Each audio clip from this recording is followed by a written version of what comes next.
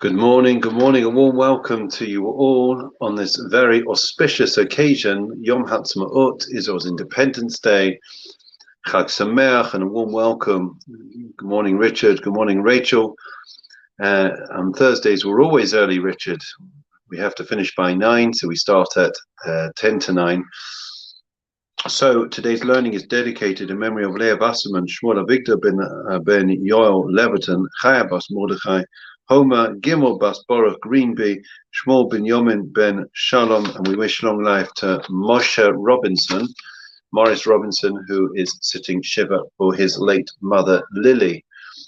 And how appropriate it is that passing coincided with Yom HaZikaron, Yom HaTzmaut, because she was such a passionate Zionist, wish the family long life. So, I want to speak to you briefly, obviously, about Yom HaTzmaut.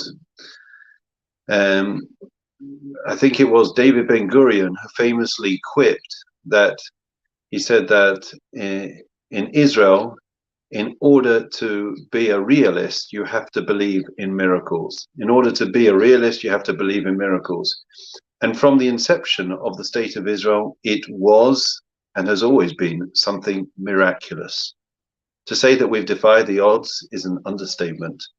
From the day of its declaration of independence, Israel fought on all fronts, from its neighbors, its enemies. They tried to push us into the sea. In the first war that Israel fought, they lost 1%. 1% of their population perished in the war. That was the sacrifice that they made.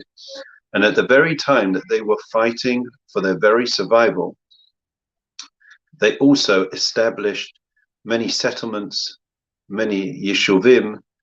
The challenges at the outset of the State of Israel, if you've ever heard any eyewitness accounts, are simply staggering. They literally lacked food. It was swampland that they were dealing with. They had no resources. They had no defenses. They didn't have the infrastructure. They had nothing. And yet, somehow, miraculously, they managed to create a state of Israel, one of the most state-of-the-art, high-tech countries in the world. But what is even more remarkable is if we think about who created the state of Israel. And I know I alluded to this yesterday, but I want to emphasize it. The state of Israel was created, for the main part, by those that came from Europe, the Holocaust survivors, those that were born or survived out of the ashes of the Holocaust. and I want to make a suggestion as to how it was that they managed to achieve the simply impossible, the sublime. There's an interesting idea. We know that the place, the holiest place in Israel is Jerusalem, and is, of course, the place where the Har HaBayis, the Temple Mount, and where eventually the temple will be rebuilt. We find in Bereshit that when Jacob laid it down to have that epic encounter and dream, a vision of exile and redemption, we find that he placed around his head 12 stones. And at the end of the dream, having had this vision, which Michelangelo depicted, of angels, celestial beings moving up and going down, representing the different empires and exiles that we would have to endure, at the end of it, we're told that Jacob took that single stone that had been under his head and had placed it as a monument.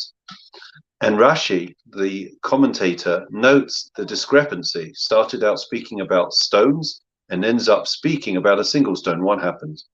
Rashi quotes from a medrash that says that there was in fact a quarrel between the various stones, each one wanting to be under the head of this righteous person, this tzaddik, Jacob.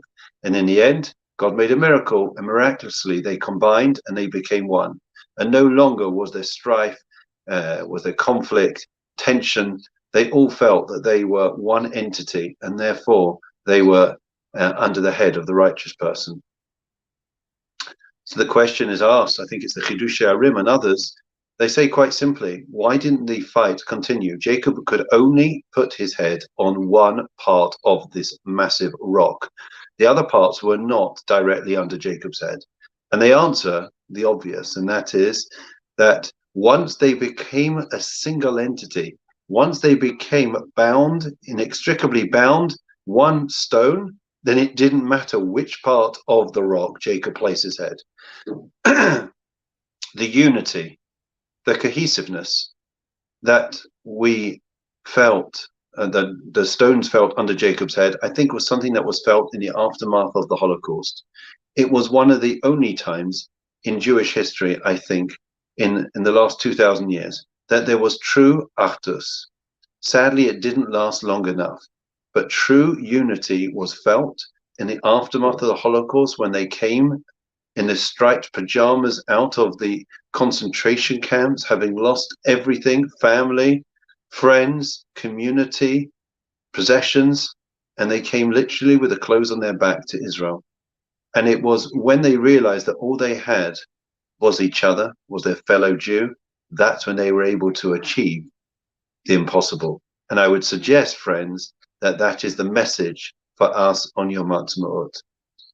That when we as a nation are able to come together as a single entity, if we are able to put aside our differences, to focus on our commonality, our shared past, our history, our present and our future destiny as a nation, then we are able to achieve the seemingly impossible. And as David Ben-Gurion said, as we mentioned at the outset, that to be a realist in Israel, you have to believe in miracles, because we are the nation of miracles. We are the nation of God. Wishing everyone well. Have a great day. Tomorrow we are back at the regular time. Have a great day and enjoy Yom Haatzmaut. Mazel Tov to the state of Israel, Ad Mea V'Esrim and beyond. Amen.